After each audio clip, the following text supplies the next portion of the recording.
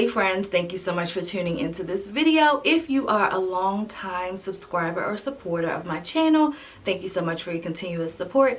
If you are new here, welcome. Thank you for being a friend. Oh yeah. My name is Janera. I'm a hairstylist and makeup artist, and I work in New York City on a variety of campaigns, anything from editorial to fashion to commercial to celebrity to TV and to film. And in my spare time, I create beauty content here on YouTube. So obviously you saw the title of my video. Today we're going to be doing mini twists. Mini twists are essentially just a twist out of a small size. Super easy to do. It doesn't really require a talk through, but I'm going to be using one product line. I did a video similar to this a few months ago where I've reverted my hair from straight to curly using one product line. I used a black on line TGIN, and today I'm going to be using a black on line Camille Rose, one of my favorites. I have literally exclusively for like the last 2 months been using nothing but her products. You guys know I filmed a wash day routine video about 2 years ago. I'm still bumping with her shampoo, still rocking with her conditioner, which made me want to try other products. I'm one of those type of people that, like, if I don't like the first product, it's very first impression for me. If I don't like the first product that I try, I'm not gonna try nothing else. But if I like the first product, then I'll try other things. And so now I'm exclusively using Camille Rose, getting some of the best twist outs. Many twists have been the light in the way, especially since we're still on lockdown. New York is now in phase 1. When phase 2 will be, I don't know, but phase 1 for me still means I'm not working at this current time. So I'm just doing mini twists because it's helping me to retain moisture, growth, and length. Camille Rose has been very vocal during this time. She ended up having a town hall meeting the other day and sending emails just checking on people that purchase from the brand. They've made me so proud during this time. So obviously we are here today to do a style, but I felt like it would be remiss for me to not use my growing platform to talk about the things that are important to me as a black person in America, as a black woman in America, as a person that has a platform on YouTube where a good predominant majority of my subscribers are between the ages of 18 and 34, so we have similar interests, and they're also African American. I could just come on and give a new video and act like nothing happened, but who does that serve? And to be completely transparent, I tried to film this last week and I couldn't even get through it. One, just being so emotional, having things going on in my own life. I even stepped away from social media last week because it was so much imagery, so much being said, so much being done, and we'll get into the mental health portion of the video later on. But I wanted to come back the right way, and I wanted to come back on my own terms. I want to just speak from my heart, and the best way to do that, honestly, I'm twisting my hair and I'm just running my mouth, and I want you to receive it. And I honestly feel like I owe my subscribers, my viewers, my supporters, anybody that comes across this video, the opportunity to see who you're subscribed to see who you're supporting. The same way we're looking at brands like, I don't know about that, you won't be getting my dollars. I want you to feel that you subscribe to a channel that you believe in, of a person that has similar views and ideas, and even if you don't agree with everything, you can stand by the fact that you support me. I do also want to say I do have a demographic of people that subscribe to my channel that are not African American. If that's what you're looking for, someone to stroke the Caucasian ego, it is not going to be this video. I'm not going to sit here and wipe your tears. Like, I'm crying. My people are crying, okay? It's only going to be a few of us that's going to be able to cry, and it ain't going to be you. Why? Because you have all year and all day of every day of the entire year for people to do that for you, and there's a bunch of creators on YouTube that do that. And go find them. This video is for me and my people, and I want that to be clear. Please understand where my loyalty will always and forevermore lie. I wanted to give this intro before we give it a go, just so you know where we're at, and you can honestly decide right now that about 2 minutes in, you can go on and click off if this ain't gonna be for you. Yeah, let's do that. I typically try and keep my videos between 5 to 10 minutes, and I typically try and do voiceovers, so it's jam-packed with information from the beginning to the end. If you're familiar here, if you're not, what I like to do is usually show the product. I like to show you a texture shot of the product, so me pouring the product so you can see the thickness and consistency, and then me touching the product so you can see thickness and consistency, because sometimes if you really know your hair, you could look at something and be like, that's not gonna work for me. And I'm also gonna go over the ingredients of the products. That'll be the next screen. It's gonna be a quick voiceover, then we're gonna jump back into it. I'm gonna talk about the products a little bit more, and then we are going to get right into the twisting. I will put a timestamp of when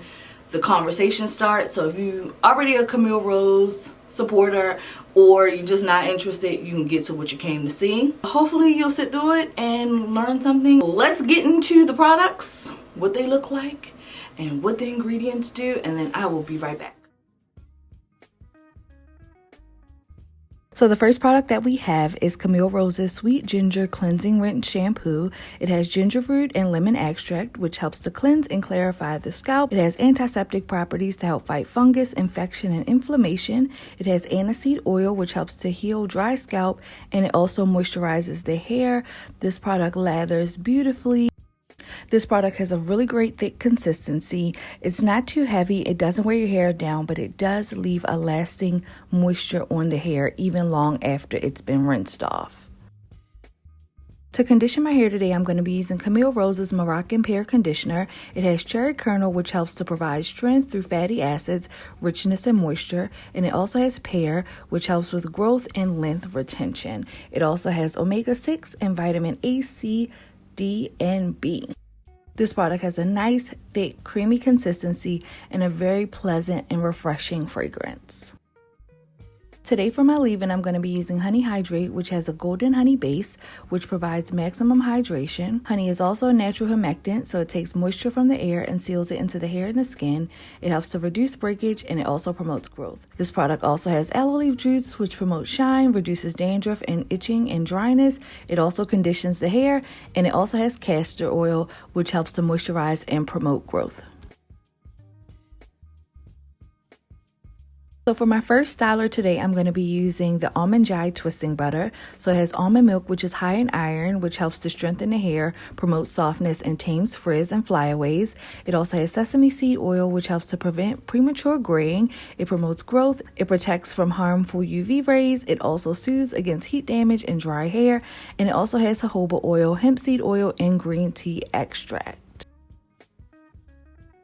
So to seal in all of the previous luscious moisture, I'm going to be using the Curl Maker Gel, which also has aloe leaf juice and castor oil, but it also has coconut oil, which helps to moisturize. It adds luster, shine, and it helps to prevent against breakage and split ends. It also has marshmallow root extract, which helps to add slip. It's easy for detangling, styling. It's high in plant protein, so it helps to promote growth. It soothes against dry scalp and hair, and it also heals your scalp from inflammation.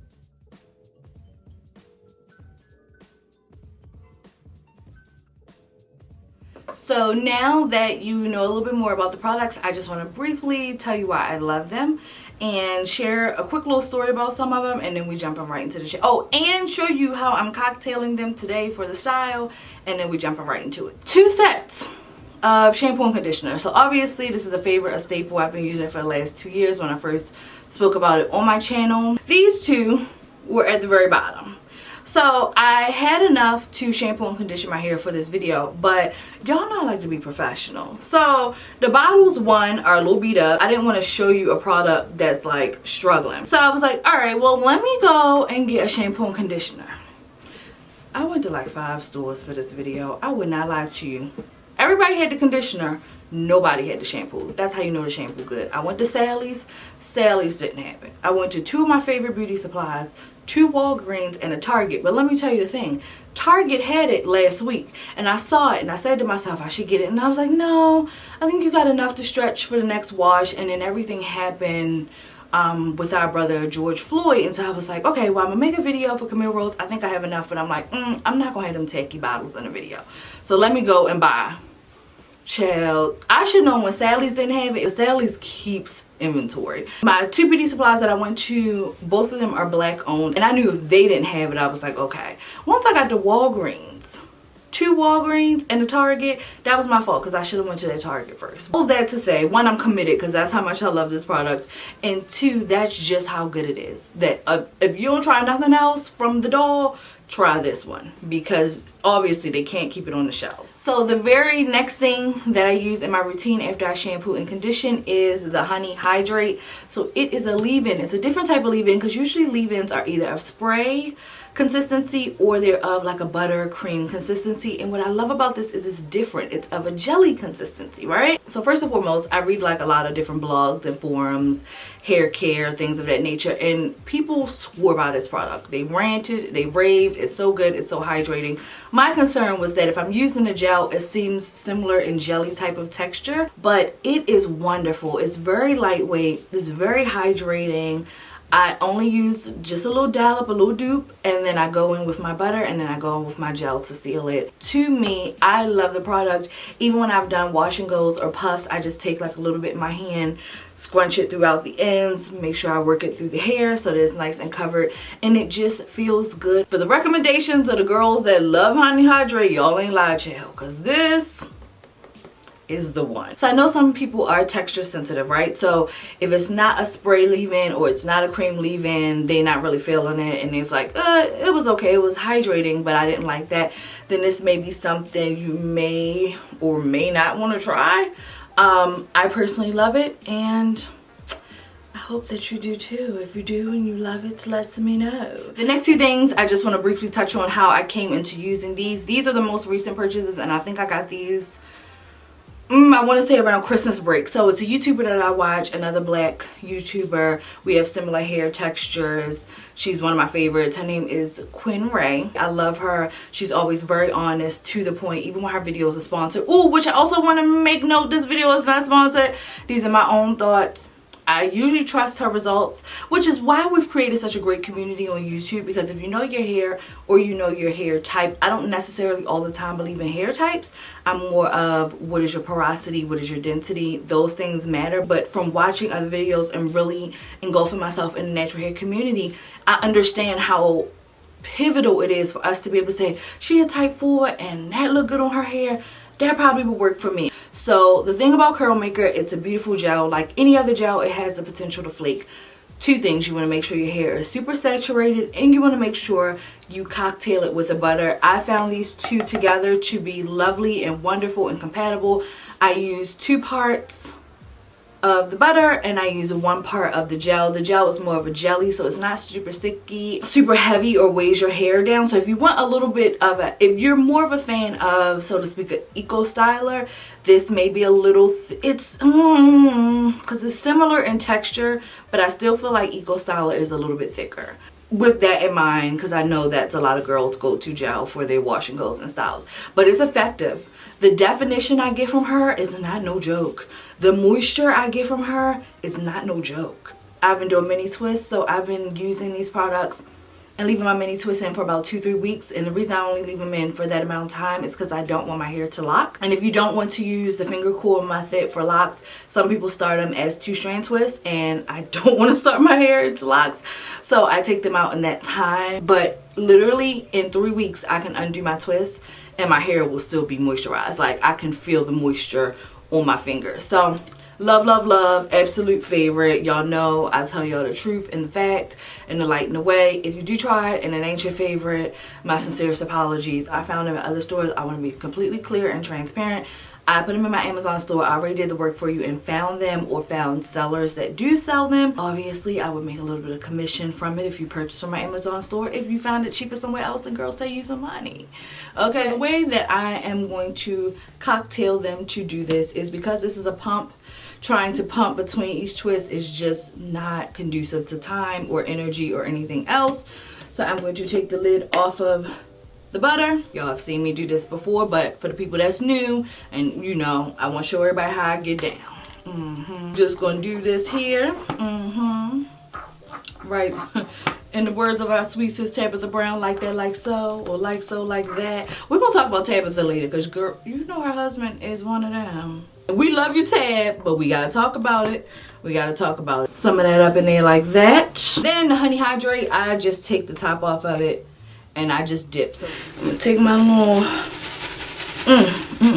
take her off. So my hair is shampooed. I shampooed it twice with the sweet ginger rinse, and I conditioned it once. I left it on for about 7 minutes. I did it in the shower. So I usually shampoo and condition my hair first, clip it up with the conditioner in it. I cleanse certain parts of my body, okay, rinse them, and then I rinse out the conditioner, and then I cleanse all of my body.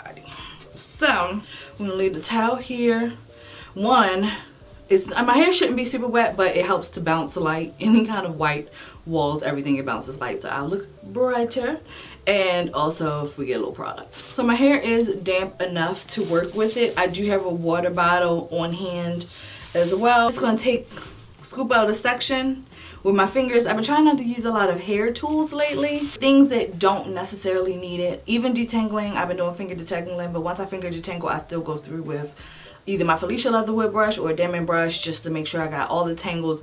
Really, I've been going through it with wide tooth combs because I find that I get less shedding and less roughness to the hair with a wide tooth comb than I do a brush, but that's a conversation for a whole nother day. First row and section, so what I'm going to do is take me out a little piecey piece. I want my first piece to be about this wide.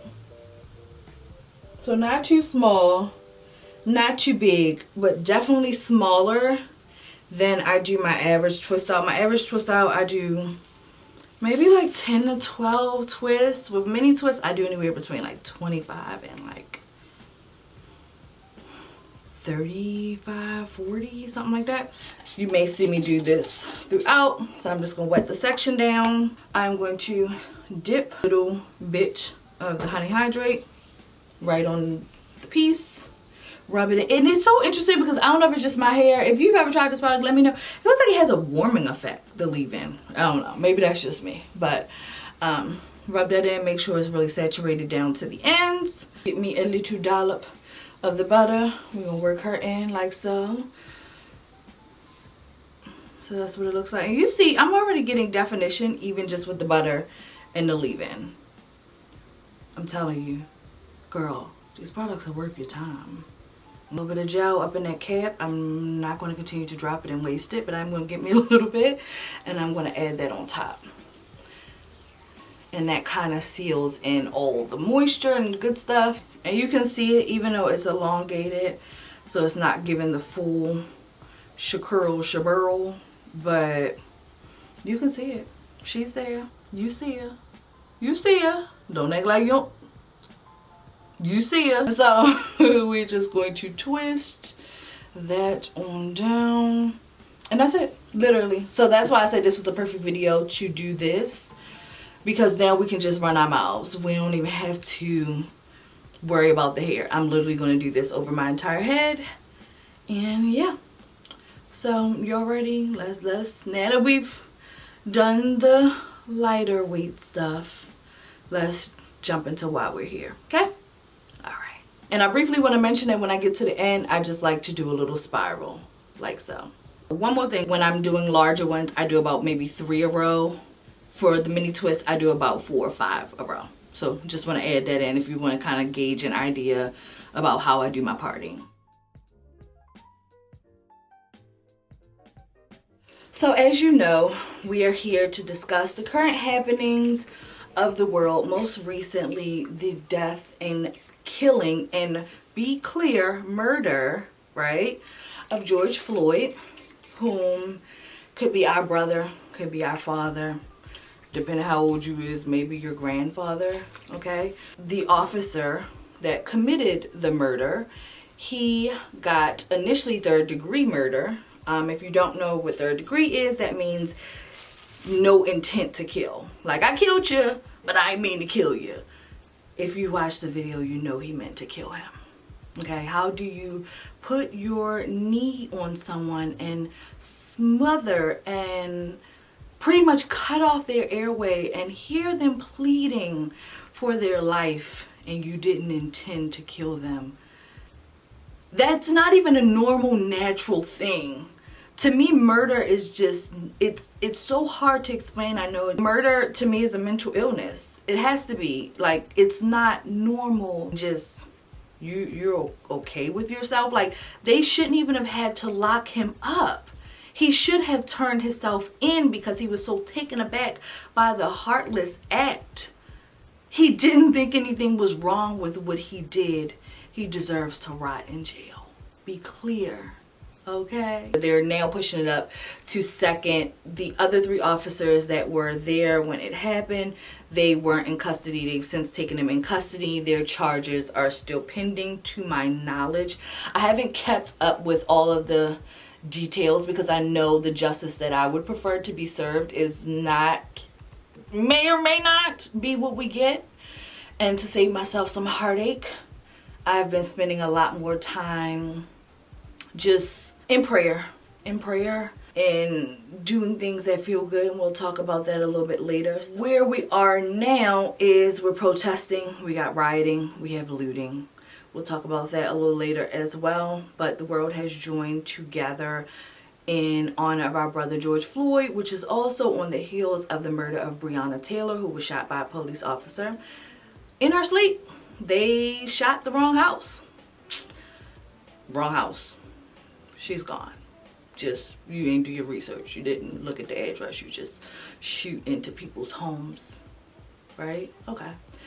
And then our brother Ahmaud Arbery, who was shot while on a run, because you can't even be healthy and fit as a Black American. Not only are they putting every single GMO in our food, and it is not regulated by the FDA, they are also going to make sure that you do not work out. What? Humane rights for Blacks?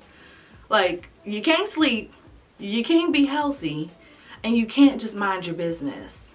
And even if any of these people were in the wrong for the reason that they were arrested or the reason that they were even taken into custody, that's one thing. It does not require them to lose their life. Be clear about that, because things have come out and George Floyd is this or he's that, or it does not negate the fact that his life was taken away from him. You don't get to argue that point.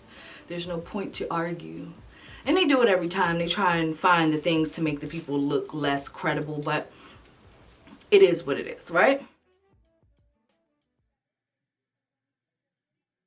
I want to touch on Black Lives Matter. So Black Lives Matter is, originally, it was a chant that was said in the streets around the time of protesting for our brother Michael Brown and Trayvon Martin. 2 of the major chants were hands up, don't shoot, which is a call of surrender of our hands are up, we're not armed, do not shoot us, because apparently you have to beg to not be shot, and you might still get shot. But at least I told you that. Briefly, just want to say before I get into the organization of Black Lives Matter is, this is not an All Lives Matter video, and I'm not in an All Lives Matter mood, right? If you believe that All Lives Matter is a thing, you're not incorrect. The issue, and I'm a little frustrated with this. This is why I wanted to start the video nice, because girl, when the Baltimore comes out, it be hard to get it back in. Once I turn it, I don't be in the mood, you know what I mean? And the thing about All Lives Matter is all lives, which is everyone, everybody, each individual person. All lives literally cannot matter if Black lives don't matter. People want to be so included in everything, but it doesn't allow us to get justice for what's at hand. The thing is, when you want to all lives everything, you're not able to address the needs or concerns of a specific group of people. It's everybody, but all and everybody is not being killed at alarming rates by police. Let us have our thing. This time specifically has been such a push to speak out, but sometimes you need to take a second and think before you speak. Black people are literally at the bottom of the hiring pool, the poverty level, we are literally behind, treated as if we're behind everybody else. So when we have a movement that's for Black people, it's for Black people. Okay, don't come in here talking about, well, my cousin twice removed married a Black lady and da-da-da-da-da. Come over here with that. We don't want to hear that. Okay, we're talking about Black issues today. Please, it's hurting me. The ignorance, it's just really bringing me down. So anyway, because I completely got off topic, but I had to say that. I'm so tired of us having to say that every time. It's not a hard concept. It's simply not about you. And sometimes things aren't about you. It's okay. So Black Lives Matter was turned into an organization, a nonprofit by 3 black women. And the nonprofit receives donations which are supposed to support black causes as well as black protesters. The organization also has chapters. Although it was created by 3 black women, there's no line of leadership of this is the chairperson, this is the this, this is the that. No. It's just kind of every man for yourself. So people started chapters depending on state, area, region, things of that nature. Now, Black Lives Matter, being completely transparent, the movement is still valid. The hashtag has been a wonderful additive to the movement because it's given the movement a name, an identifiable name. It's a flip to this, so stay with me. It's allowed us to communicate via a hashtag. So if we want news, if we want to see who is really for us, if we want to see what's going on, it's allowed us to communicate with each other, like minds, things of that nature, and to show support and solidarity. The flip to the Black Lives Matter hashtag is it's also being co-opted by brands that just want your dollar, which we'll talk about that.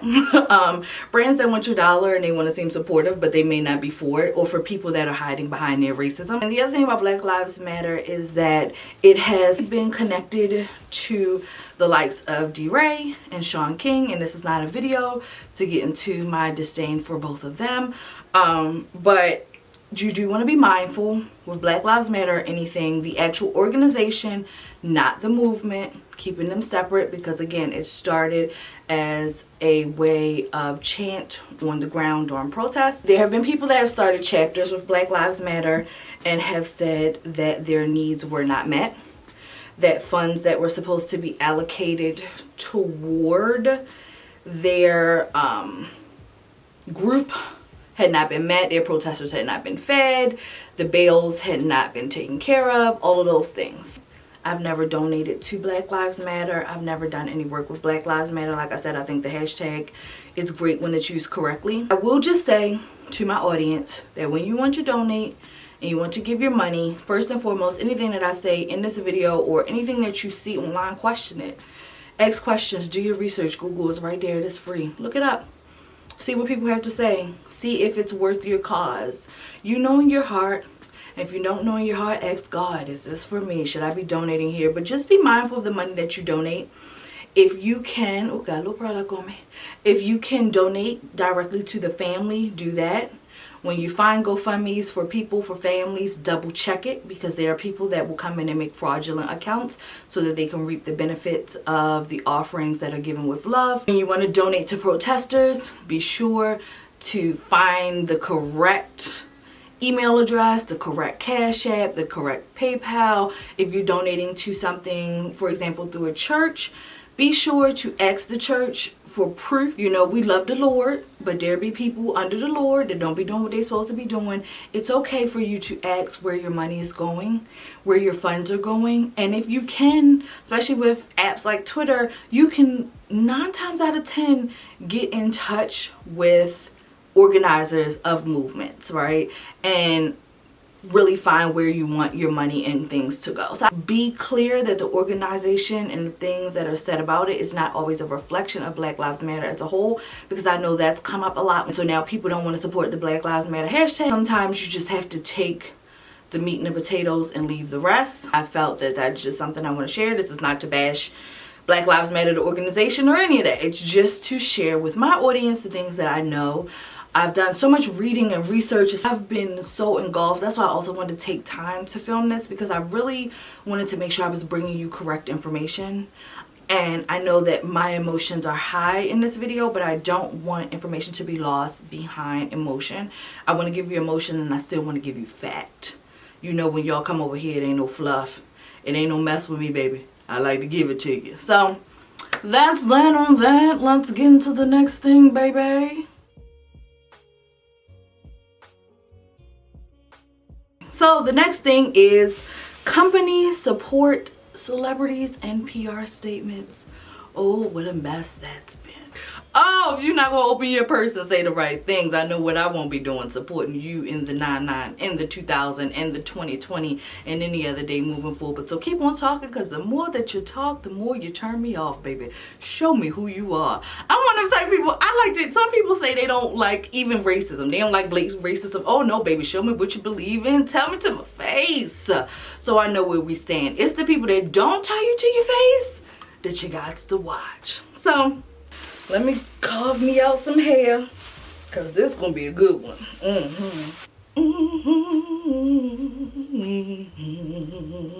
You know it's going to be good when you got to sing about it. Let's do celebrities first.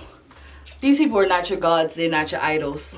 You want them to say the right thing, but sometimes they mess up. Some people, I really believe that a lot of us everybody has different levels of discernment, right? But for the most part, everybody, prayerfully, you know when people are good, you know when people are bad. You know when somebody's telling you something and looking you right in your face and you're lying. You have intuition, right? So sometimes, I'm not going to pardon celebrities, so this is not going to be an apology if you're looking for that as well. Again, a lot of things I'm going to talk about in this video, it's going to be not devil's advocate, but I'm fair. I'm one of those people that I'm a critical thinker. I like to have this, and that's all this. You see what I'm saying? So sometimes people put their foot in their mouth. They don't always say the right thing. They mean well, but they have the pressure of the world on them to say something at this point. Because the thing with this time around has been such a push to speak out, speak out, speak out. We support you all year long. Where you at with our issues? How do you really feel about black people, right? Ooh, I had some lipstick on my teeth. Why you ain't telling? You know what? I knew you was funny style. So, yeah, because a real friend will tell you when you got lipstick on your teeth or something on your pants or all of that. Sometimes I know you don't want to embarrass your friend. Take them to the side and you tell them. I know that's completely has nothing to do with that, but be a friend. We need each other more now than ever. Don't let your girl be out here looking toe up. If her track's showing, just gently pat her down. You can genuinely tell when somebody meant what they said. So when apologies come, you can tell who meant it. For example, I'm not going to say a lot of names because I'm not going to run down the list of all the people that completely had us messed up for the last 2 weeks. For example, somebody like Trina. I've loved Trina since whatever. That's the Diamond Princess of Miami. But Trina won't get another dollar from me. She could put out a new album tomorrow and it could be free and I wouldn't be going to pick it up. Why? Because you said what you said and you meant what you said. It only takes a little bit of white brainwash to activate the coon chip in the average Negro. And she doubled down in it. Like, Trick even said to her, like, you know you can't say that. Trick tried to stop her a few times. And she just went for the goal. And she told us how she felt about black people. If you keep giving that lady your money, you're a fool.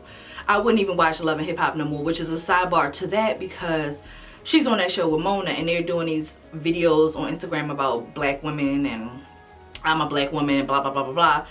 Shawnee O'Neal and Mona Scott Young gonna put I'm a black woman and I don't harm other black women or I don't talk down about other black women or whatever the caption was. It's like you gonna sit up there and lie and then people been dragging them every day since and you deserve it. Don't play in people's face. Own it. Own it. If you know that you have been not the best representation of black women, then say that. Make your caption say, I'm a black woman and I haven't always been the kindest to my black sisters. Today I take responsibility for it. Today I own it. Today I'm going to be better. I'm still going to think most of y'all is BS, but because people are adults, they're smart, they're critical thinkers. This is the day and the age where people are going to look at about 8 resources before they believe you anyway. So don't do that. But it's very on brand for Trina to be on Love and Hip Hop. It's very on brand for most people to be on Love and Hip Hop. This is who you are. It's your character. You like a check. We know 2 things about you. You like a check and you like mess. People like Tiger Woods. Not surprised. The thing that I will say about celebrities, and I'm going to close them out because we're going to get on over to corporations because I'm not giving them a lot. Okay, I don't worship them in that way. I like them. I like the gifts that they have to offer. But there are so many talented people in this world that if you decide to not use yours, your gift, your platform, right, I'll just go somewhere else. And there was a video floating around of another Baltimore native. Hey, Just Hilarious, you made that cute video talking about if you cancel everybody, then who are we going to have left? Not you, because you canceled. Why do you think somebody is indebted to celebrities or influencers? We can find other people. And if at any point, and I also want to say this briefly, if there's anything that you don't agree with that I do, that I say, whether it's a product recommendation or just an opinion. Please tell me. Hold me accountable and call me to the carpet, whether in my comments, whether on social media, wherever. And we can have that respectful dialogue, right? I don't want anybody to think that I'm above reproach. People think they're above reproach, and then when you call them on it, it's all this and this and this and this. No, you want to open up that dialogue. You want an honest following. You want honest supporters that say, girl, I love you, but that wasn't cool. Why do you think that you're exempt? You're canceled now, ma'am. The people that still support you, that is their business. It's just not going to be me and mine. Find yourself very disappointed when they don't end up to be who you wanted them to be or who you hoped they were to be. People are people, and they have the potential to disappoint you. And I don't want to sound like my glass not half full, because I'm a very optimistic person. If you know me, I'm a very positive. I keep an encouraging word. I'm very uplifting. I'm giving a little hostile in this video because I'm a little annoyed with America, but overall I try and look at the brighter side of things, right? But don't give these celebrities too much. Don't. And if they are who you thought they were, and they tend to be kind and loving, and they don't embarrass you when rough topics come up, then even better, keep supporting them. And if not, stop supporting them and move on. Who cares? Next, corporations. This one I wanted to save for the last part because it's a little complex, right? Or I have a few opinions. So corporations, first and foremost, I want to say that I'm still getting emails. It is January the 8th, I think. Companies are still sending me Black Lives Matter emails. If I'm not mistaken, George was murdered either on the 25th or 26th of May. So for influencers and people of that nature that are just speaking out or needed a moment and wanted to be taken aback just to regroup, those things I give people grace. Companies, I'm not really giving you grace because you didn't take your website down in solidarity. You didn't stop making money. Get your CEO on the line, call your publicist and get it together. Why are you still sending me Black Lives emails? If you have not been consistent since the beginning to allow us to know where you stand, why? And I know there was a big name influencer who I actually, I enjoy. And she pressed a few companies, specifically Fashion Nova, Pretty Little Things, Boohoo, or something like that. And I understand the plight of that, because when we were having the versus battles like Ludacris and Nelly and Jagged Edge and 112 and Babyface and Teddy Riley, they all up in the captions. They just all up in the video, all of it. They are enjoying themselves with their flame emojis. They want to be down.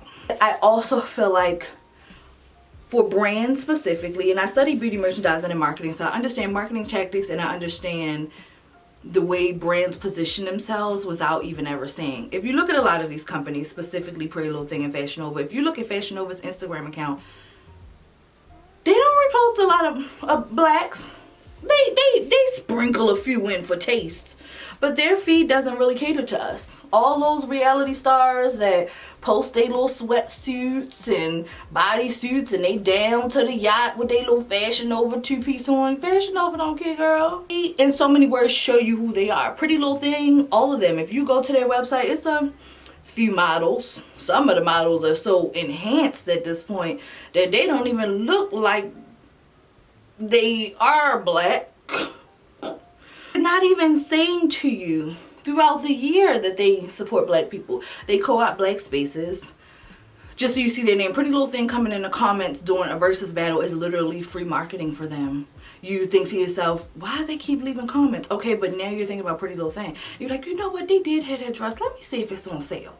And then you go and buy something. They may not catch thousands of sales, but if it's a versus that has over 500,000 people in it, like a Teddy Riley, think how many people went and bought a little Pretty Little Thing without even realizing that's why they did it. Even if not that night specifically, later in the week, they're like, you know what, I meant to get on there and see if they had my size and stuff. I'll give another example. It's a black-owned company, and they were all for black people. They position their products in food, drug, mass stores, which are anything from CVS to Target, anything with affordable price points. This company at one point damn near was giving away products. Buy 2, get 1 free, buy 3, get 1 free, buy 4, and get them all free. I mean, they were just giving us stuff. And then they decided to go global. And so in their global reach, and I believe the company was bought out, the messaging change and the videos change. This is a different type of example because for the Fashion Novas and them, they've kind of made it clear who their target market is and what their target market looks like. This part is a company that is kind of a little bit sneakier in their message. They're not as upfront because for years they allowed it to seem like a black-owned brand that was for black women. And then they kind of switched up that messaging, which took a lot of people back. And it made people want to stop supporting the company. Personally, I don't have any ties to it because the products wasn't that good anyway, so I'm going to say what I want to say. A lot of people getting caught in the crossfire tonight. Woo! Child, this been sitting on my heart. I'm so happy to be here and run my mouth with you, girl. Or God, you know we all family. Those are the companies you have to pay attention to because unlike a Fashion Nova, they don't tell you to your face what they believe in. They let you believe what you want to believe in. They latch on to what works and to what sells. They rock with that. They allow that to give them leverage, which gets them press, which gets them endorsements with celebrities, which gets them a bunch of other stuff, and then they bait and switch. Fashion Nova never baited and switched. They are who they are because this is who they've shown to be. The dangerous company is the one that bait and switches you. All of that to say that neither one of them surprised me because I can spot both of you. And it's not that you always have to support companies that you see yourself in, but you do want to know that their values align with you. When you're spending your money and you're building the wealth of other people, we live in a capitalistic country. You know what I mean? You have to pay to survive. You have to pay to live. It's unfortunate because a lot of people are below the poverty line or one medical bill or incidental away from poverty. So you have to be mindful about where you spend your dollars. And sometimes you say, daggone it, you know, this company, I ain't looking to them to be a savior, but I do like them shoes. So you have to be honest with yourself about that and you sit in that. I have been pleasantly surprised by a lot that they know who keeps their lights on. Have some respect. God, it's not hard to say we stand with you. The flip to that I want to briefly talk about is how I work with companies. One on the content creation side and as a hairstylist and makeup artist. So calling myself to the carpet and being completely transparent, if you look at my portfolio, there are some black people. There's some not so black people. There are a lot of white people. We're just gonna keep it all the way real. I work in an industry that has standards that are set specifically in fashion. Let me sit still and talk to y'all. I work in an industry that does not always glorify the black person, but they glorify the black culture. That is the fashion industry. My average set, if it's 15 people, I may be one of the 15. If it's more of us, they usually work in production. My mom said to me one time, she was like, why don't you have more black people in your portfolio? And it's not something that I'm marketing myself as because it's the nature of my business. And I call myself to the carpet and I've been a lot more intentional. Typically I get booked for jobs. You can also do test shoots. I'll talk about that. It's something else. But a test shoot is typically where you may not get paid for the job, but you shoot with a photographer. You guys pick the model. You guys pick the clothes. It's pretty much my own shoot. And I'm very, very outspoken about shooting with more black models, black talent. When I'm asked to have an assistant for any job, I always bring a black assistant. 9 times out of 10. Sometimes all my girls, which I'm so thankful for, most of the people that assist under me or even my friends, a lot of us will assist for each other even though we don't take assisting work because we all support each other. A lot of times they may be booked. All of them, and I've had that happen. I still try and work with a minority of sorts. We don't always get these opportunities. We don't always get to be in the room. But I don't operate from exemption or ego. So I'm not happy that we're not in the room. I'm not proud of that. In the last few years, I feel like companies have wanted black talent just as much as they've wanted black culture. Not all. It is still a look with it. So it's the model with the afro, the perfect skin. Like you still have a standard. So what I want to say in tone of that, because of the nature of the companies that I work with and the clients and the jobs that I do, I also do always do extensive research about a company. I need to know what you stand for. And when you work for corporations that are so large, right, that hire thousands of people, sometimes they are isolated incidents, but I need to know how you correct that isolated incident. That tells me if I am just a black talent to you that you pay, or if you really value my life right? So you look at a company like Starbucks, for example. I'm gonna give an example of a company that I worked for, but you give Starbucks, for example. They had that incident not even 2 years ago where somebody was wrongfully accused or arrested or harassed at their location. The very next day they shut down all of their stores and they did racial training. That's a company that gets behind it, because the reality of it is nobody's going to sit at the interview and say, yep, I need this job, man, I'm racist. But slowly but surely their racistness is going to come out. How do you deal with that person says to me your beliefs. I just wanted to call that is that depending on the company, what they stand for and what they're about, the incident, whether it was isolated or it's the brand's mission, how they deal with situations, how they deal with their customers, how they rectify, that speaks to me. I've turned down, surprisingly, in the last year, now that my career is specifically on the up and up, I'm working with notable brands all the time. There's so many I've turned down. I don't stand by that. If I look at your Instagram, I don't stand by that. If I look at your this, I don't stand by that. I don't believe in that. I don't. And it's not worth the money. The money is not worth my integrity. And that's why I'm making this video. So when you hire me, please know that you're hiring a very proud black woman who is proud of herself, who is proud of her people. She takes pride in her heritage.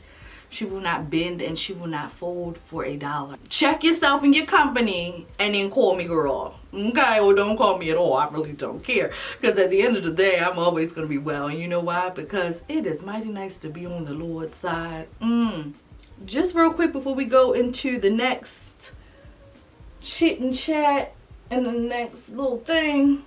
Girl, they look good, don't they? Juicy.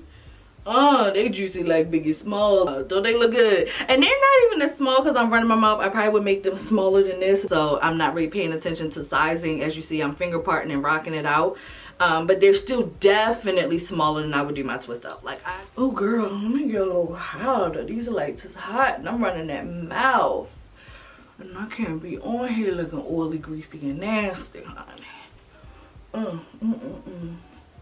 Bless God, yes, just a little bit of powder. That's better. I still want a little highlight. I don't want to get too mad up on here, but that look good. All right, cool. All right, so now we're in another segment that's going to be a little wordy or lengthy. That is addressing the police. A freaking joke. I'm going to give a few different viewpoints. My personal stance, as it stands, I think we need to defund the police. I know that there are other options and initiatives out there. It's not a matter of training. This is how they operate. They will demonetize me, but I don't make no money from YouTube anyway, so I don't really care. The police, okay, the blue and white, the po-po, okay, 12, wherever you from, largely they are GANG. They are. Their initial purpose was to monitor and harass and agitate slaves. That same bullying mentality, same inferior mentality has continued on, and so that's why we are where we are. And even with my experiences with the police, they haven't all been bad, which we'll talk about the whole argument of are there good cops that exist. Like, please, like, that in itself is annoying me. As a whole, when you talk about the police department, when you talk about government, when you talk about Senate or any of those things that are in place that are supposed to set laws, protect and serve the community, the thing about that is it's not about individual mortality, right? It doesn't matter if you're good, it doesn't matter if you're bad, if largely the thing that you are a part of is pretty freaking awful. I do absolutely agree with the fact that they need to be defunded. Every year, the police department receives billions of dollars. For a country that is in debt, that don't have no money, a vast amount of impoverished people, at this point, unemployed people, because we're sitting in the middle of a pandemic, why are you giving these people billions of dollars to do what? Their job is supposed to be to protect and to serve, which is what they're supposed to do. You need to clock in, do your job, and go home. The amount of money that is going into police departments at this point can be allocated into other funds. After school programs that are being cut, educational systems whose budgets are being cut. So that means our children are not receiving adequate education. They're not receiving the adequate information they need to not only pass just their state assigned tests, but to move on to upward education if they choose, such as college, grad school, things of that nature. Higher education is just not being pushed to them. The teachers are not being paid well. They're not being compensated. They're coming out of their pockets just to buy basic supplies for their class. They're not being paid to do their job. It needs to go into youth programs. It needs to go into elderly funding. So nursing homes where there's a lot of neglect, there's a lack of resources. It needs to go into facilities and women's spaces for the less fortunate and underserved, domestic violence facilities and shelters. There's no reason we live in a country like America where there's such a gap in wealth. There are people that are billionaires and there are people that don't know where their next meal comes. And we're the land of opportunity. That simply does not make any sense. But you have billions of dollars to give these people that are not doing that good of a job at their job. You don't do your job, is you getting a raise? Now, depending on the color of your skin, you might, okay? Because this is America, okay? Like Childish Gambino, this is America. This is America. Don't got you slipping up. Look how I'm living up. Police be tripping up. We've realized in this pandemic, who are the real heroes? Who are the real stars? The doctors, the lawyers, the nurses, the essential workers that you barely want to pay $12 an hour, but they've been out here risking their lives for us to have any kind of sort of normalcy. To me, it sounds like mismanagement of funds, and it needs to be defunded, and it needs to be divested. And I know there's another initiative out, 8 Can't Wait or something, which to me is pretty much just a band-aid. The police know what they're supposed to do. They know what they're not supposed to do. It's honestly a little pat on the hand. Make sure you don't do that. Please be nice to us. I'm not begging these people to treat us right. I'm not giving them incentives. Do you lack empathy? Do you lack sympathy? Do you lack common sense? So, why I want to share part of my background is because everybody, I mentioned her earlier, everybody loved Tabitha Brown. That's our girl, like that, like so, because that's her business. She's married to a cop, because that's her business. We even like her husband. He seems like a nice man, and he wrote a very self-reflective post on Instagram, and people were giving it to her in her comments. I won't say rightfully so, because she's not the officer. She chose to marry one. We don't know if he was an officer when they got together. We don't know a lot of factors that go into that. In this, I also want to say, I'm not being apologetic. I'm just, again, I like to be fair. We love her. We love her husband. We love her family. Cute family, sweet family. Seem like nice people. A lot of great things are happening for her. She's such an inspiration. I think she's genuinely a sweet lady. I hope she doesn't disappoint me in the future. Again, I don't put all that into celebrities. If you sat through the last part, you know, if she do something that is on brand to disgust me, I'll be like, dang, man, I really like Tabitha. Unfollowed and will not bat an eyelash. Please be clear on that. So her husband is a cop, and he put a really self-reflective post talking about how he doesn't wear his uniform around their son. His son is still very interested in becoming an officer himself. He seems like a nice guy. He coaches basketball, seems very supportive of his wife, of his children, a doting father, a loving husband. It's unfortunate because he gets lumped with the good guys. Like you could be a nice person but you hang with terrible people.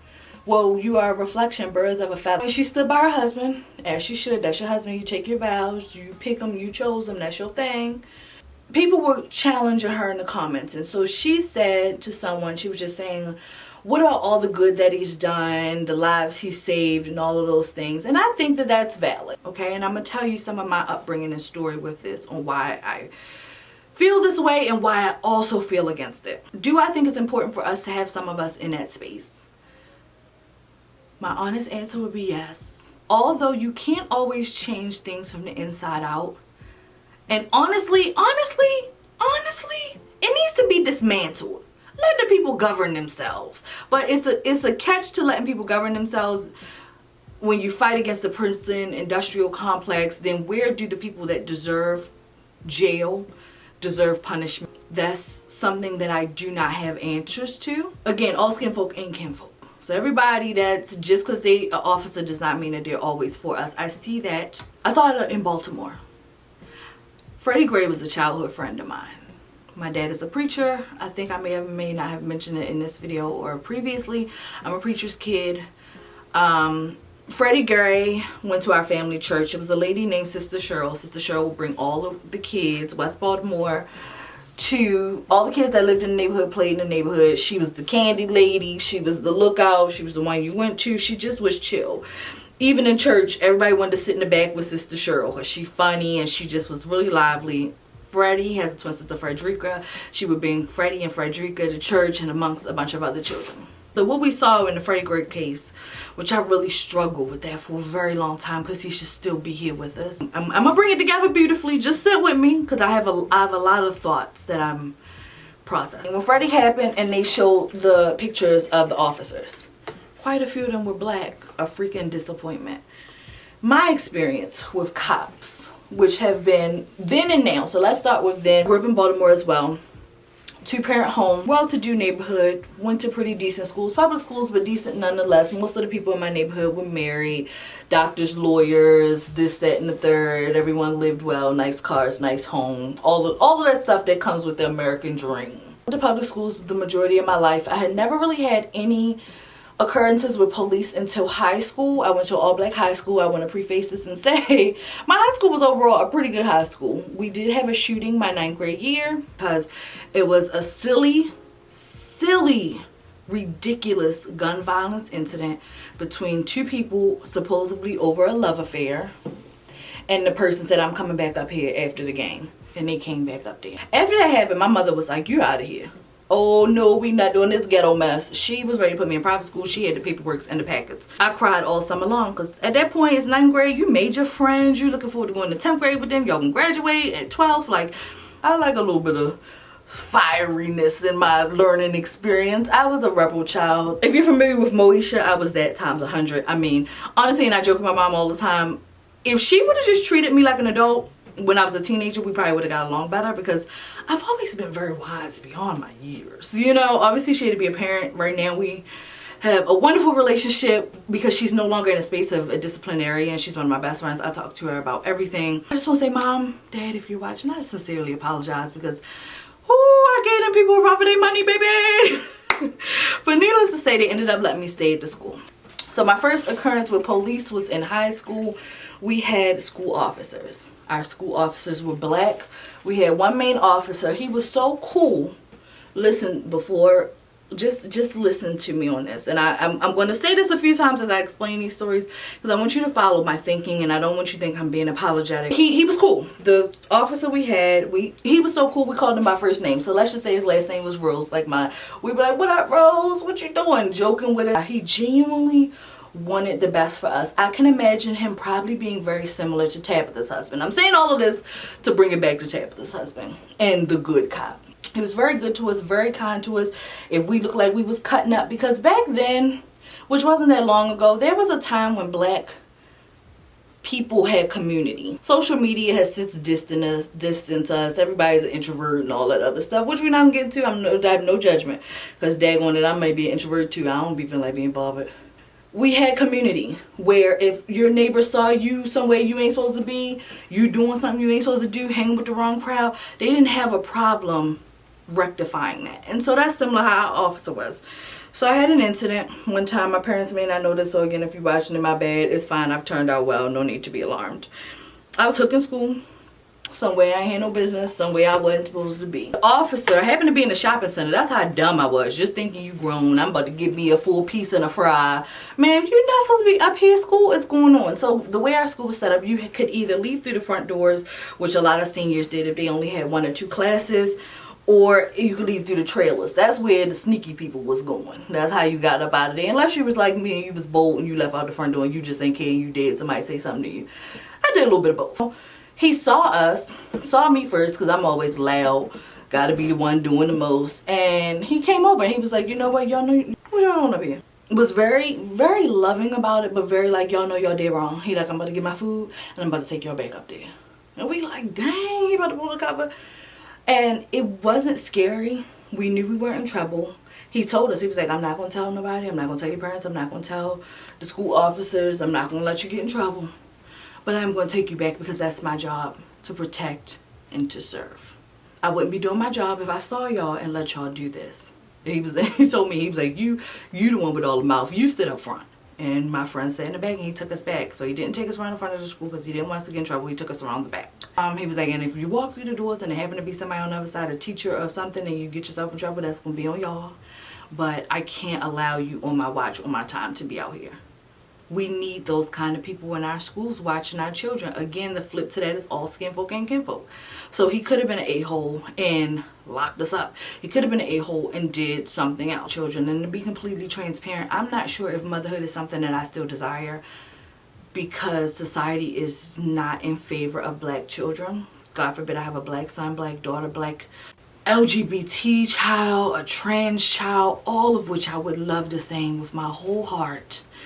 Society isn't always kind to them, and to me, I feel like it's best for me to do my best and get through this life than put somebody else in this life. Oh, I don't want to get emotional about that, because it's something I've been battling for, and if it's something that God sees for me, then fine. But all that to say, if I was to put my child in public school, which I would want them to get that experience of dealing with people with all walks of life, right? It's the best teacher, and I don't want them to be some recluse that went to private schools and so they're so tight. No, you. I am going to be on top of your tail because you will do your absolute best at all times. I expect excellence. Again, as a whole, we can't do good cop, bad cop, because how many cops have arrested children on their school? How many cops have harassed children at their school? How many cops have not done their jobs at their school, have unlawfully mistreated youth? People that are minorities and people that are underage. So you don't get the balance of that.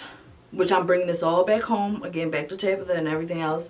Post Sandra Bland, I literally, if it's a cop behind me, I will pull off into the nearest parking lot, into the nearest street. And I literally don't want police behind me. I don't want you to run my tags for any reason. I don't want you to pull me over. I don't want you talking to me.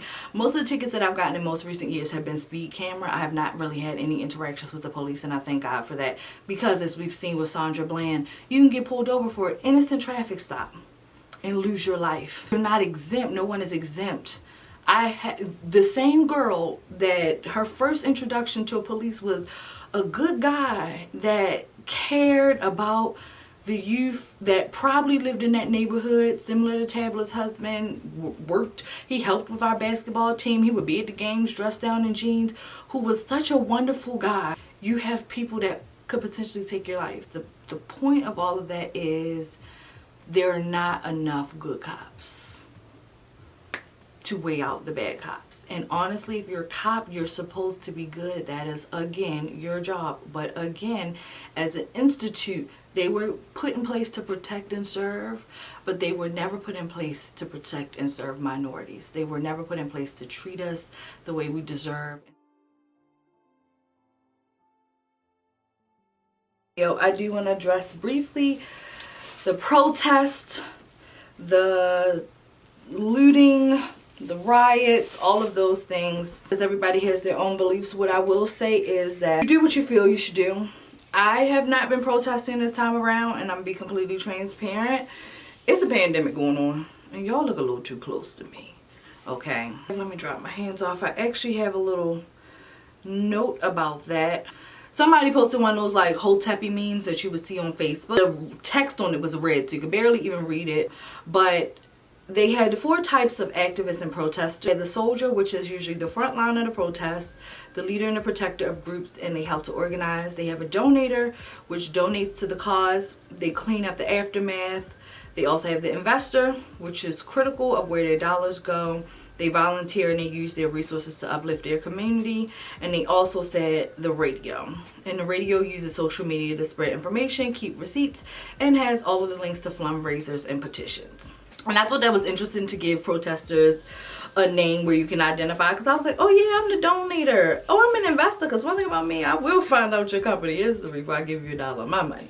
Because the whole idea of protesting is to be heard. And our idea of protesting is that this man was killed. You only locked up 1 of the officers. He's not even getting any real charges, and you've yet to lock up 3. So we don't get in these streets until you give us what we want. Protesting is about you give us what we want, and we'll think about going home. If not, it is going to be no peace, okay? No justice, no peace. I personally want to say this time around, it's been a big push for everyone to speak out, speak out, speak out. Blackout Tuesday, do this, do that. And I found myself retreating this time, and it was because it was a lot.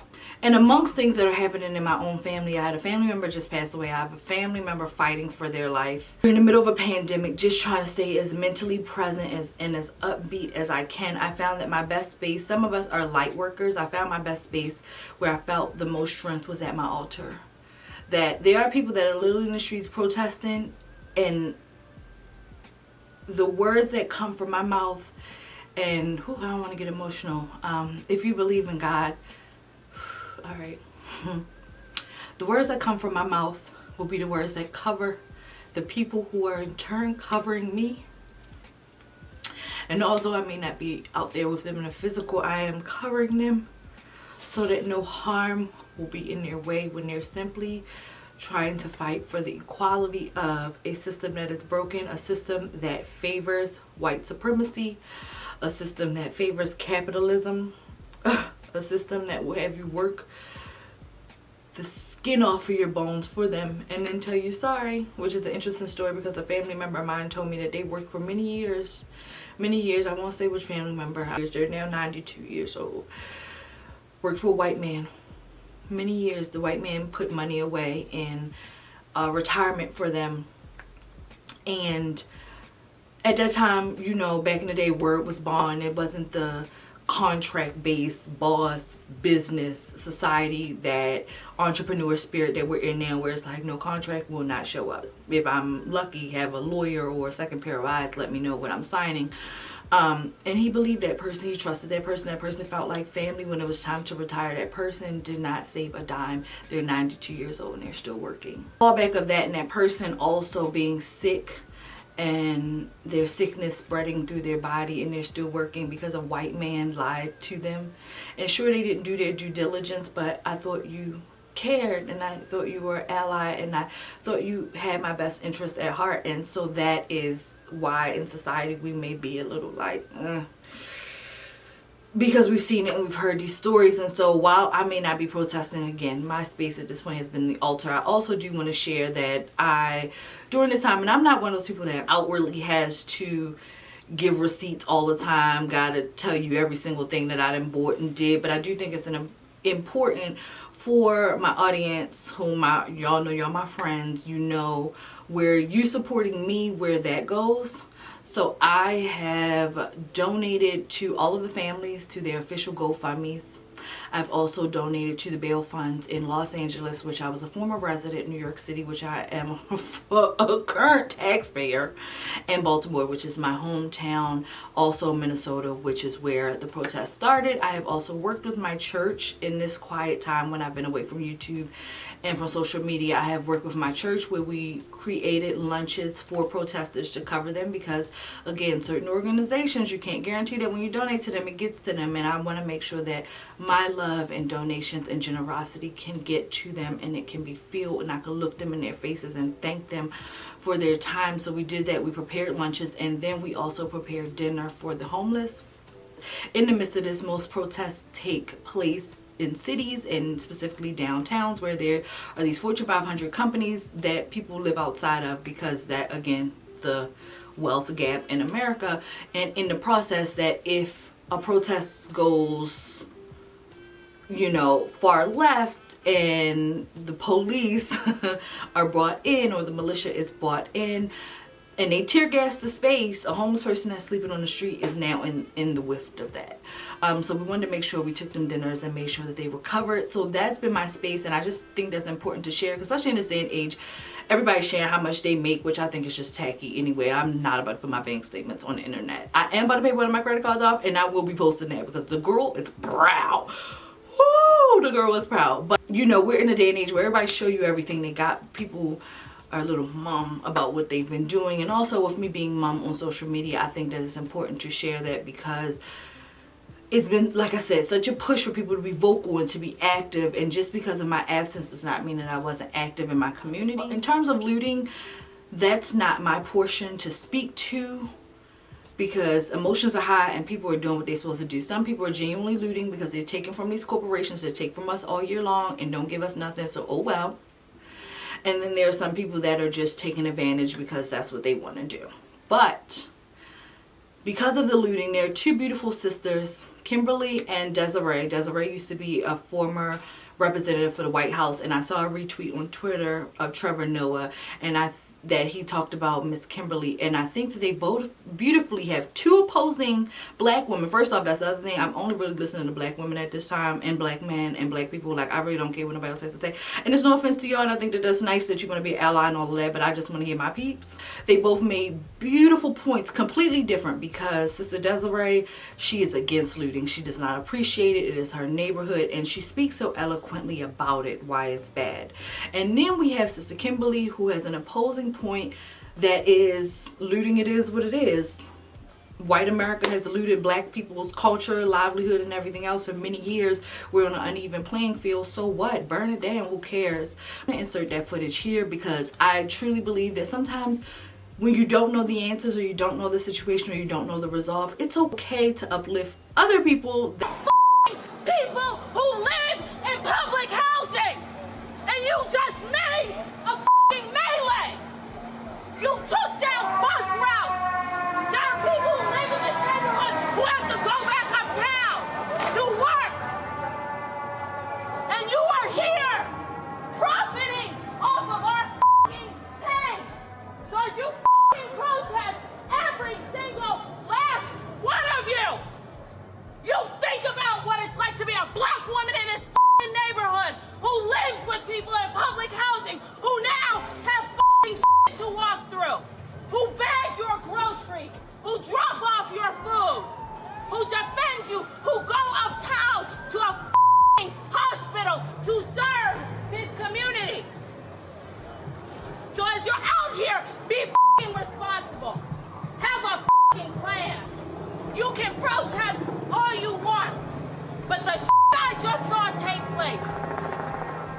I know there are people out here, homeless people, who rely on those banks to charge their phone. And you think it's okay to take down a neighborhood? You don't see corporations here. There are human beings that live in this goddamn neighborhood. You do this in Harlem, you do this in Brooklyn, and I swear on everything.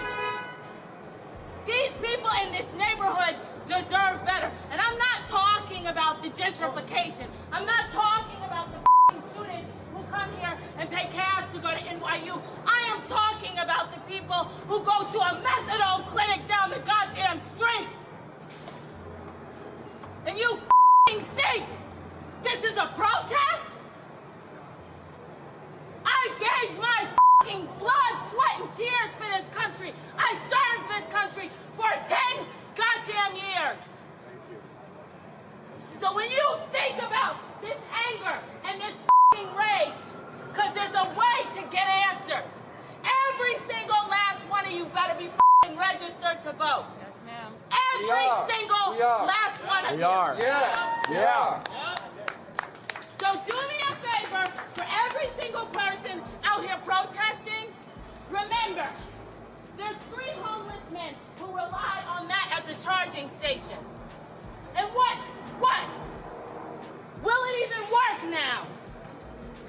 For the sake of what? So you can go back home to your comforts. Sit in your house and think that you did some work today.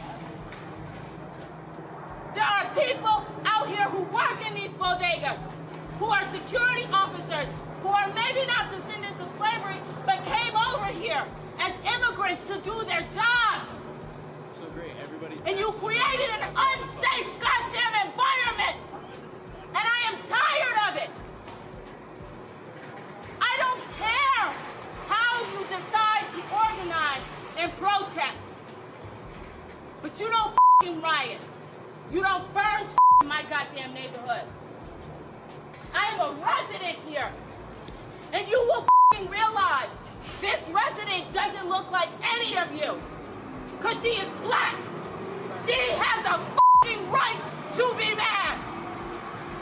But when you come in here with your privilege and you take down resources, that my community needs.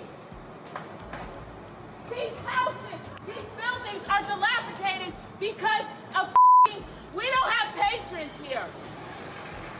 There are immigrants who built a eyebrow threading studio. And we got spray paint on their So you want to do something? Make sure you're registered to vote. So start a goddamn fire, and you better pass it on to all of your friends. You stay out of our neighborhoods, and you take this to the corporations. You take it to Wall Street, but you don't come on this block. Period. This is a neighborhood with immigrants, and you should treat it as such. We should not be rioting, we should not be looting, we should not be tearing up our own communities. And then there's been an argument of the other side of we should be hitting them in the pocket. We should be focusing on the blackout days where we don't spend money. But you know, I feel like we should do both. And I feel like I support both. And I'll tell you why I support both. I support both because when you have a civil unrest like this, there are three types of people in the streets. There are the protesters, there are the rioters, and there are the looters. The protesters are there because they actually care about what is happening in the community. They want to raise their voices, and they are there strictly to protest. You have the rioters who are angry, who are anarchists, who really just want to fuck shit up, and that's what they're going to do regardless. And then you have the looters. And the looters almost exclusively are just there to do that, to loot. Now, people are like, well, what did you gain? Well, what did you get from looting? I think that as long as we're focusing on the what, we're not focusing on the why, and that's my issue with that. As long as we're focusing on what they're doing, we're not focusing on why they're doing. And some people are like, well, those aren't people who are legitimately angry about what's happening. Those are people who just want to get stuff. Okay, well then, let's go with that. Let's say that's what it is. Let's ask ourselves why in this country in 2020, the financial gap between poor blacks and the rest of the world is at such a distance that people feel like their only hope and only opportunity to get some of the things that we flaunt and flash in front of them all the time is to walk through a broken glass window and get it. That they are so hopeless that getting that necklace, getting that TV, getting that change, getting that bed, getting that phone, whatever it is that they're gonna get, is that in that moment when the riots happen and if they present an opportunity of looting, that's their only opportunity to get it. We need to be questioning that why. Why are people that poor? Why are people that broke? Why are people that food insecure, that clothing insecure? Explain to you something about economics in America. And I'm so glad that as a child I got an opportunity to spend time at Push where they taught me this, is that we must never forget that economics was the reason that black people were brought to this country. We came to do the agricultural work in the South and the textile work in the North. Do you understand that? That's what we came to do. We came to do the agricultural work in the South and the textile work in the North. Now, if I right now decided that I wanted to play Monopoly with you, and for 400 rounds of playing Monopoly, I didn't allow you to have any money, I didn't allow you to have anything on the board, I didn't allow for you to have anything. And then we played another 50 rounds of Monopoly, and everything that you gained and you earned while you were playing that round of Monopoly was taken from you. That was Tulsa, that was Rosewood. Those are places where we built black economic wealth, where we were self-sufficient, where we owned our stores, where we owned our property, and they burned them to the ground. So that's 450 years.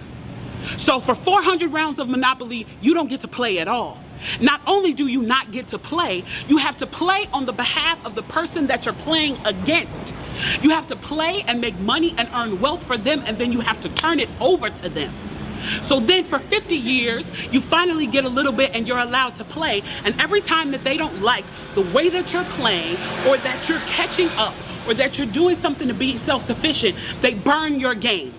They burn your cards. They burn your Monopoly money. And then finally at the release and the onset of that, they allow you to play and they say, okay, now you catch up. Now at this point, the only way you're going to catch up in the game is if the person shares the wealth, correct?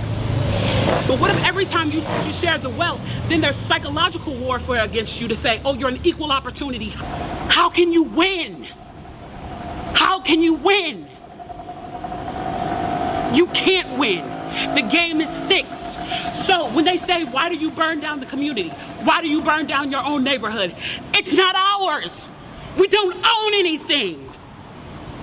We don't own anything. Trevor Noah said it so beautifully last night. There's a social contract that we all have. That if you steal or if I steal, then the person who is the authority comes in and they fix the situation. But the person who fixes the situation is killing us. So the social contract is broken. And if the social contract is broken, why the fuck do I give a shit about burning the fucking Football Hall of Fame, about burning a fucking Target? You broke the contract when you killed us in the streets and didn't give a fuck.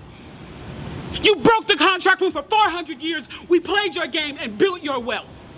You broke the contract when we built our wealth again on our own by our bootstraps in Tulsa and you dropped bombs on us. When we built it in Rosewood and you came in and you slaughtered us. As far as I'm concerned, they could burn this bitch to the ground. And it still wouldn't be enough. And they are lucky that what black people are looking for is equality and not revenge.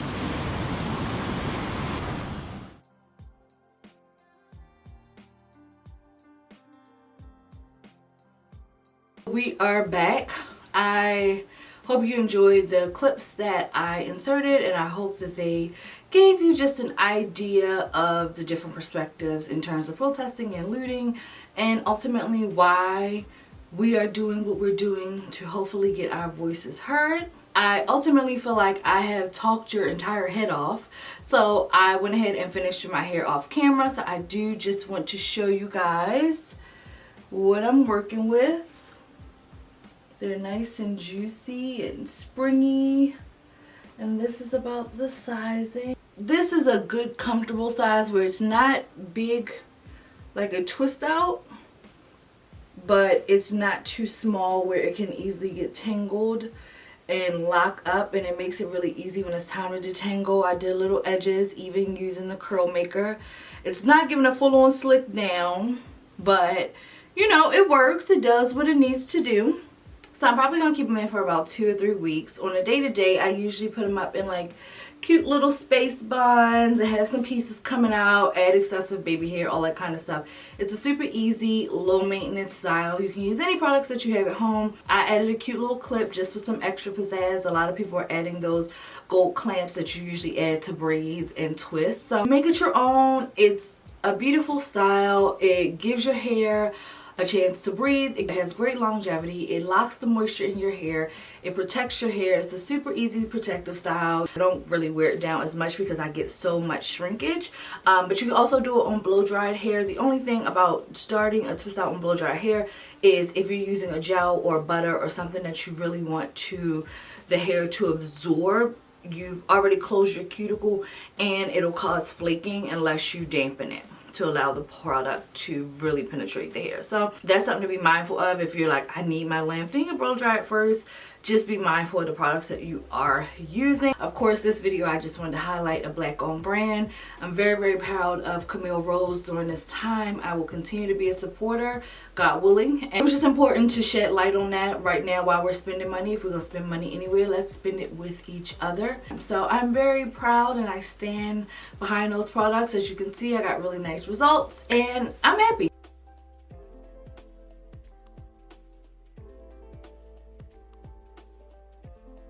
So I'm super proud because I made a really comprehensive list of all the things that I wanted to talk about today, and we got through most of them. So to close this out, ways that you can help moving forward. Obviously, protesting is one of the strongest, most powerful ways when we are together.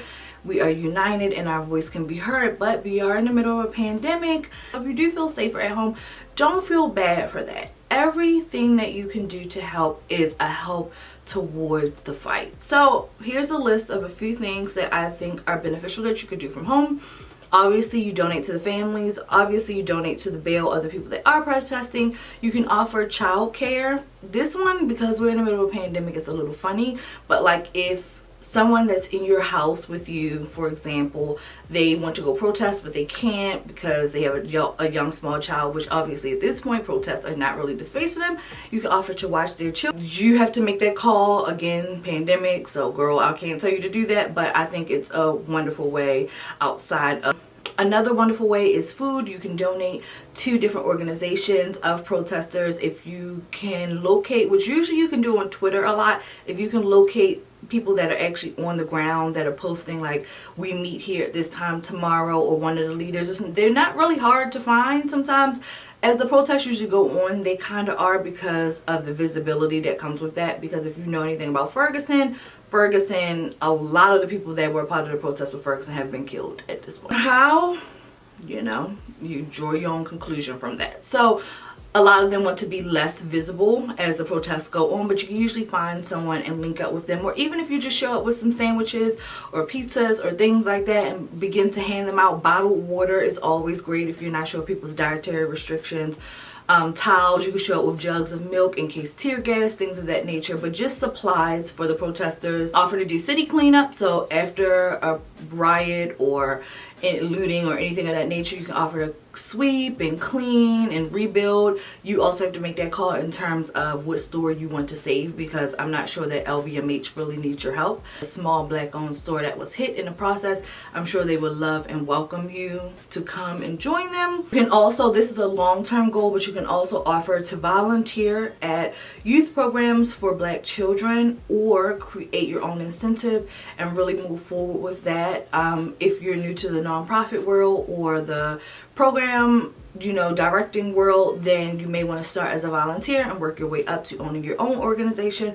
But it's always great. The youth always need, right now, again, a lot of these, because we're in the pandemic, are a little bit iffy, but I did see that summer camps are opening up, at least in New York City, for phase 2. They're opening up June 29th, I want to say. So maybe you can donate at a summer camp this summer and just work with the black youth and talk to them and help them and offer them resources. The last 2 things is that I have that are really big, that aren't monetary or anything else, but educate yourself and advocate even when no one is watching.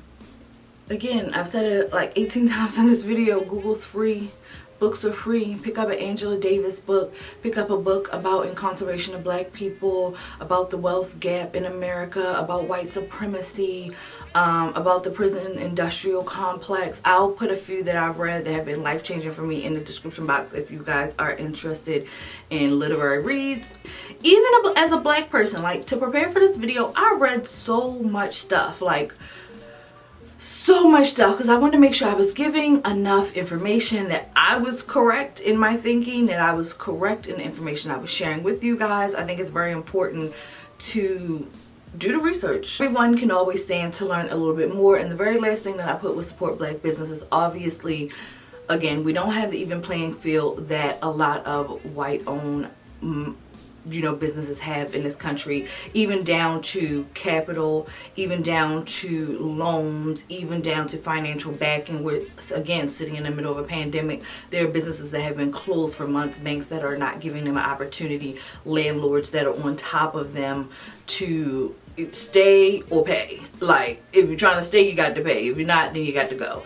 And right now, these companies can use it. Or any brand that you can find, and Etsy is a really good shop that if you type in black owned, a lot of different companies will come up there, usually in one spot.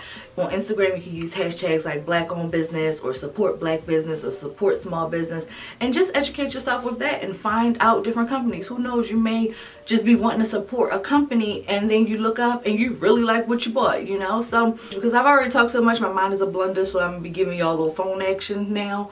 But I put, if you're a white person and you're new to the organization, be prepared that your help may not be initially accepted. Reason for that is, at this point, like I said, the visibility of the leaders that are doing the protests and things becomes, we try and keep it a little more tight-lipped as the protests go along, and we want to ensure their safety. So sometimes we may want your help, sometimes we may not. And sometimes, like I said when I spoke about my family member that had the trust that there was a retirement for them and there wasn't, sometimes we have to build that trust with you. sometimes we have to believe you. We gotta watch you. We gotta, you know what I mean? So don't take it as disrespect, but also don't allow your ego to be barbaric. I'm here, let me help. Let people accept your will, okay? And your kind will, let people accept that. Let people warm up to you, okay? Come in gentle. Don't come in calling shots, okay? Come in with a genuine, pure heart, wanting to listen and wanting to help. And if now is not the time, try again later. Start your own initiatives. Drop off things anonymously. Or go downtown where you know the protests are and just sit jugs of milk on the sidewalk and leave. I mean, there's so many ways you can get creative and help. So don't let it discourage your spirit if you're not fully welcome into. We're just leery. Some black people, we just leery at this point. We don't know, okay? We don't know about you. We don't know about your peeps. Okay, get your peeps, okay? We wouldn't be going through this. So, again, just like the cops, we can't say, oh, white people aren't bad. Like, we're not doing that. So, we're going to count you how we count them, the same way that they count us all as one. And it is what it is, and that's just the way society is built. But if you genuinely have a spirit of help, do what you got to do. It's appreciated. From my perspective, it's appreciated. Any help helps continue to further the movement, and you using your voice, your time, and your money is not in vain. At least for me. I think that it's wonderful, and I think that you should also educate your friends, your family members, the people around you. Speak up for us, show up for us. Don't let it just be because this is happening that you want to be in the mix. Stay in the mix. Stay with us. Stay behind us. Support us. Okay? We don't want to just see you when things go bad. We want to see you supporting us all the time. If you are protesting, I got a little list for y'all too. So we got what you can do if you don't want to go out. We got white people, how you can help without getting on our nerves. And now, if you do decide to protest, I'm sure you know, or if you want to start now, things to keep in your bag. I've seen this on social media. I thought it was beautiful to share. So if you are taking your phone, cut off all location enabling services. Obviously, my advice, if you financially can do it, is get you a little prepaid phone. Leave your real phone at home or in your car or wherever, and use that phone while on the ground and toss it. Obviously, you also want numbers to bail and important contacts, family members, emergency contacts. You want to write them on your skin in marker, but because of sweat and tear gas and all of the things, make sure you're writing them on your skin in multiple places so that you at least can make out your numbers somewhere. So I would say like the inside of your arm, anywhere you wouldn't necessarily sweat. Your ankle, if you have socks on, but it may rub with the sock. Be creative, but make sure you write all of your information a few different ways. You want to make sure you have non-descriptive clothing. Don't get out there with a big old Nike on your shirt. Please don't get yourself identified. Also, ski mask if you can. Obviously, you need on a real mask as well, because think you want to have comfortable shoes for the long haul. You want to make sure you have mask and goggles in case of tear gas and smoke. You want to have sunscreen, especially if you're out there during the day. Skin cancer holds no prisoners. Heat resistant gloves in case they are throwing any kind of, I've seen even down to firecrackers. Anything that you would potentially pick up that could be hot, I just think it's great to have heat resistant gloves. Definitely water, cash for food, travel, and incidentals, that if anything is to happen. If you can leave your bank cards at home, that's just personally me, because they do have devices where people can scan your bank card and get your information, especially in large groups like that. Your emergency contact, and your lawyer and bail information, write that on your skin in multiple places. If you have any pre-existing medical conditions, make sure you wear your medical ID and also the information of your primary physician. I will also put a list of organizations that you can donate to and bail down in the description box, just for various cities, and also just 1-800 numbers, and you can decide where you want to donate from there. Last quick thing, church announcements. We're gonna wrap it up. We're not gonna hold you all evening because I know y'all is hungry.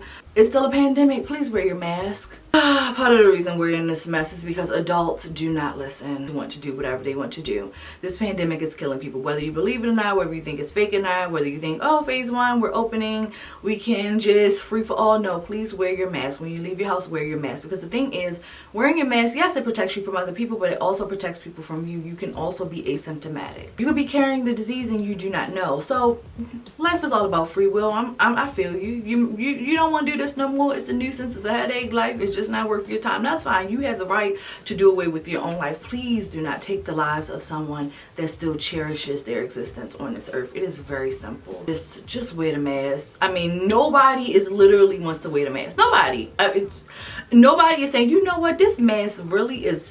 It is banging with my new tennis. The colorway is perfect. It matches. It's like it kills the swag for all of us. It's not, you know what I mean? Like, you could put on your best designer shades. It's not a look. None of it is a look, but it is going to save your life and potentially save someone else's life, and it's very important that you continue to wear it until stated otherwise. Keep your eye on the CDC website and on your state officials about the openings and about any updates from the pandemic. Let me go. What's next for us? I don't know. And sometimes it's okay to say you don't know. Even through all the research I've done, I honestly don't know as a whole. I don't know if one specific thing will end this, will change this. I do believe in defunding the police, as I've spoken about. I do believe in allocating funds into community projects for the youth, for the elderly, for teens, for single parents, for LGBT community. I believe the money should be shifted elsewhere. I believe we should get some reparations. I mean, my great hustled so that we have the country that we have now. You owe me some money, and I want it, and I want it now. And Trump thought that $1,200 mattered. Yes, that, you know, may have helped a bit. Send me some more $1,200. We deserve our money. And so I get a little choked up when I feel like people owe me money and they have not given it to me. You ever give somebody some money and they ain't give it back, and you like, you is living high off the horse and the hog on my coin. Give me my money. Give us our money. I think reparations would help. It's not going to end it. It's sure a strong start, baby. Student loans, get rid of them at this point. You know, society, America pushes for higher education, pushes for you to do better, be better. But you literally are putting young adults so deep into debt before they can even see a dollar. There is no way to elevate in society when you are boggled down by debt. Get rid of them. It's just money. It's just numbers on paper. Literally, money is paper. Print some more. The fact that they act like they can't just print more lets me know they're playing in our face. Think about it. So, to let us, you know, get somewhere in life. Daggone, our grandkids gonna be paying this stuff off. I don't have all the answers. Those were just the first few that came to my head. I do think that we need to continue to speak about the injustices. We can't just let this happen and then we drop the ball until it happens again. You know, because sometimes it feels as if it's inevitable, it's going to happen again. But we can take preventative measures if we vote. Vote locally. Those matter. Those are your lawmakers for your immediate area. Those are the people that sit on Senate, Congress. You know what I mean? When we talked about police officers being, do we need black officers? And the gist of that, you look at politics and you think of somebody like Maxine Waters. We need Maxine Waters. We know politics are corrupt. We know the system as a whole and at large is not in favor of black people and minorities. We know this. But her in that office, she is on the heels of Trump. She is going to take her last breath. My God willing, we get us a longer because we love Auntie Maxine. But she is going to be, her last breath is going to be get him. She does not care, and I love that about her. And sometimes it's good to have us in those spaces. So definitely make sure you're voting. Please get out and vote in November. I know that's the last thing some people want to hear because like all this going on, I don't even want to vote. We don't have worthy candidates at this point because all the people that I kind of had faith in have dropped out. You know, you can vote for lesser of the evils. You can also write in the ballot. So if you still believe you want to feel the burn with Bernie, write his name in. But get out and voice your opinion. For me, and I know people say this is not a valid reason, there to me were people that literally lost their lives for my right as a black person and for my right as a woman to vote. It is important for me to do that. Whether it changes anything today, tomorrow, or next week, it's important for me to do that. It is my duty as a tax-paying citizen to do that. It's just not really optional. And even if I feel like my vote doesn't always matter, you know, I'm going to at least do my part. Why? Because at the end of the day, I want to be able to be proud and be able to sit with myself and say, I did a little bit more to see to it that our future generations have the option to live a better life. So I think that's it on that. Let me check. Let's get back to the list.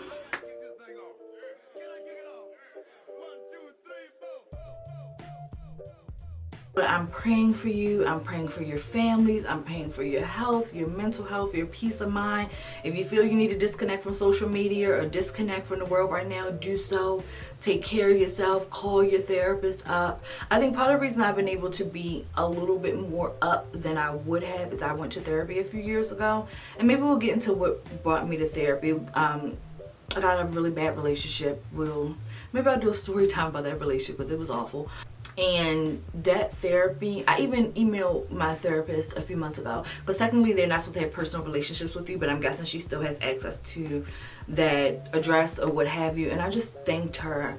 Black woman. I was very adamant that I wanted a woman to get it, and I wanted a black woman to really get it. And she was so helpful with me on finding coping mechanisms, looking at my glass half full, the way that I speak to myself, the way that I view the world, the way that I view love, the way that I view everything, that even in the worst and worst of times, I try and find an inkling of joy. I do still have my moments. I spoke about that on Twitter. I was really struggling with my faith, even being completely honest last week. Everybody knows I am God's #1 fan. Like, you down with God? Yeah, you know me. I love the Lord. I'm not super religious, but I am churchy. I've developed such a beautiful relationship with God that I talk to God as a friend. I don't know if God is a woman, man, cat, dog, boy, girl, but I think that you'd be remiss to look at the way our ecosystem functions. Everything is perfectly ordained to live, to breathe, to eat. Just the concept of reproduction, like, you know how we play The Sims and we get our characters to do whatever? I feel like that's God, and that may not make sense, or that may really make somebody not believe in God because it sounds silly. But I do believe there's a higher power of some sort. I cannot identify what it is. I have not seen it. I do not know. But it gives me strength and it helps me, and therapy is one of those other things that has also helped me. So if you do need to take a moment, we'll also put in the description box some hotline numbers for mental health, for suicide. The way that I found my therapist was psychologytoday.com. I will also put that down in the description box. And Psychology Today I love because you can put in the type of insurance you have, what you're looking for, male or female, LGBTQIA friendly, put down race, ethnicity, literally you find your perfect little person for you. And take some time for yourself, do something nice for yourself. Even if you can only scrounge out 4 quarters, you can ride through the Mickey D's drive-thru and get yourself an ice cream cone, vanilla cone. Everybody like a vanilla cone. You get your little sundae with caramel, something. Just take the time to do something for yourself. Even if you nap, I'm naps #1 friend. Like, my friends always laugh. I'm in one of my group chats. They are like, nobody enjoys a nap more than Janera. Love a nap, love to rest, love to close my eyes. I just am, it's like on the wings of love with the Lord. I love it. I love you and I'm praying for you as always. I thank you so much for watching. If you got to the end of this video, I really appreciate you being here. I really thank you for allowing me to show more of myself. For me to open up, for me to tell you more of my story, for you to listen. Sometimes this was therapeutic for me to even just vent in this video. Something I don't typically do, and like I said, I still feel that I have the duty for you to know who you're subscribed to, what they believe in, and if it aligns with your beliefs. And if there's anything in this video that you be like, no sis, you're more than welcome to unsubscribe. I have no hard feelings about it, but I can't go on to just regular posting as if nothing is happening, if the world is not burning around us, and do not address it. I don't know that I would address everything that happens in the world, because I would be making videos like all the time. Definitely for the elections in November, if it goes the way that I'm thinking, I'll be back and I'm have something to say. I am. Excuse my nails in this video. Y'all know I don't play. I keep my nails done. I actually did a video about how to do it at home manicure during the pandemic. I've been doing press-ons, manicures and press-ons. I really love press-ons. They're super easy. They're super amazing. I know this has nothing to do with me closing the video, but I just want to mention that because y'all know the girl don't do bare fingers. I have long fingers. They just look prettier with something on them. And I actually bought a bunch of stuff to do polygel and acrylic nails. So the last of my things came, my drill and all of that good stuff. And so before I do a new set, which I am going to film, I wanted to just let my nails breathe for a few days, gave them a manicure and added some clear polish. Just a sidebar, and I'll talk about that. Obviously you guys know, but if you're new here, I'm a licensed cosmetologist. So technically I studied the art and science of hair, skin, and nails. Obviously my concentration is hair, but I am licensed by state board to do skincare services and nail care. So when I do make those kind of videos, it's not my everyday life, but I do have some kind of professional input that I do want to share. And nails specifically, you have to practice that for a state board. So I had to set up for a manicure, I believe, and do an acrylic nail by scratch. It's been some years, but it shouldn't be that hard. So make sure you stay tuned because that's going to be coming up. Girl, I'm trying to finish these church announcements. I just feel like I got so much to say, girl. We ain't talked in a few weeks. If you have any comments, questions, or concerns, anything I can clarify, anything you'd like to say, please, please, please meet me in the comment section. My website is janerarose.com if you want it to be a little bit more personal and intimate and you don't want everyone to see your opinion or your thought or whatever it is that you do want to share with me. Please, please, please email me. It's a direct form on my website. If you found this video helpful, you know what to do. Make sure you thumbs it up. If you dig me and you feeling, you know what I have to offer, you don't want to miss a thing, make sure you subscribe and hit that notification bell. And I think that's it. As I end every video with most sincerity in my heart, God willing, I will see you guys in the next video. Bye! Because girl, I'm tired. Cut these lights off. I'm done. Let's go.